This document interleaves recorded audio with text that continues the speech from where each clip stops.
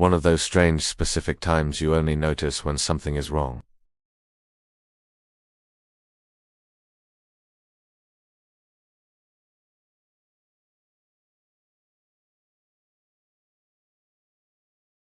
But something had woken me up, not a sound, exactly. More like a change in the atmosphere, a shift in the pressure of the room. I sat up in bed, my heart thumping a slow, heavy rhythm against my ribs, and that's when I saw it, a sliver of light from under the bathroom door.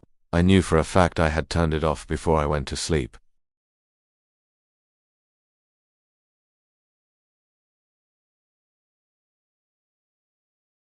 My first thought was practical. Maybe the wiring in this old place was faulty. A short circuit, a flicker, it happens. I tried to dismiss it, to lie back down and pull the covers over my head.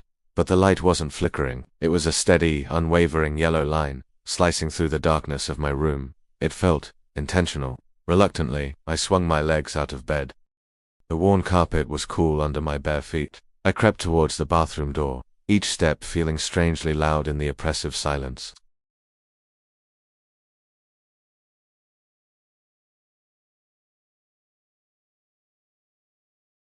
The first thing that hit me was the heat. It was like walking into a sauna. The room was filled with steam, so dense it was like a cloud had descended inside these four tiled walls. The overhead light, a single bulb in a cheap fixture, cast a hazy, diffused glow through the fog.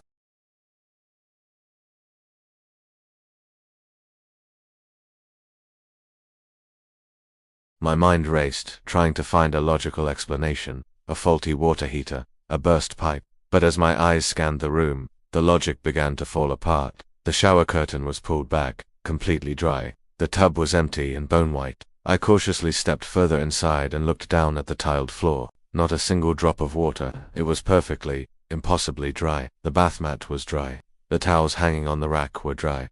There was no source for this incredible amount of steam. It just was.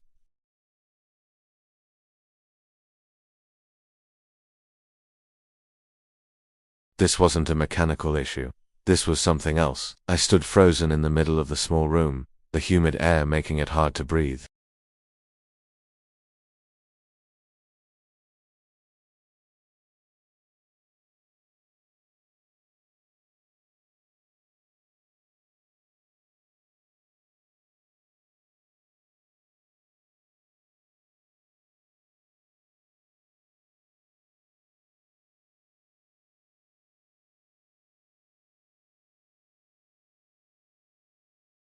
It was writing. Letter by letter, a message was appearing in the steam. First a D, then an O, an N. I wanted to scream, to run, to slam the door and barricade it with the flimsy motel furniture. But I was paralyzed, mesmerized by the slow, deliberate creation of each letter. Don't a short word, but it landed in my gut like a punch. My eyes darted around the steamy room, searching the corners, the empty tub, the space behind the shower curtain. There was nothing, no one, just me and the impossible heat. The writing continued. Don't turn.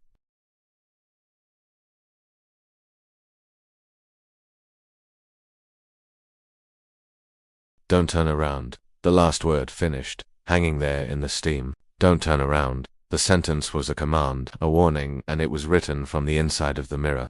The perspective was reversed, as if someone standing on the other side of the glass had written it for me to read. The implication was terrifying. Someone or something was behind me. Right now, in this tiny, steamy, locked bathroom, every instinct screamed at me to spin around, to confront whatever was there.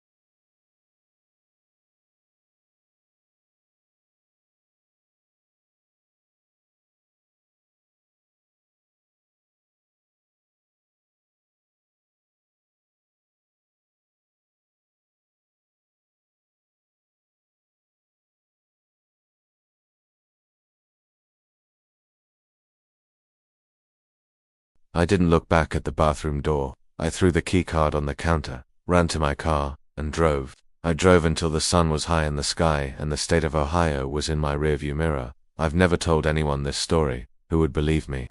But sometimes, late at night, when I'm alone, I'll catch my reflection in a dark window or a mirror.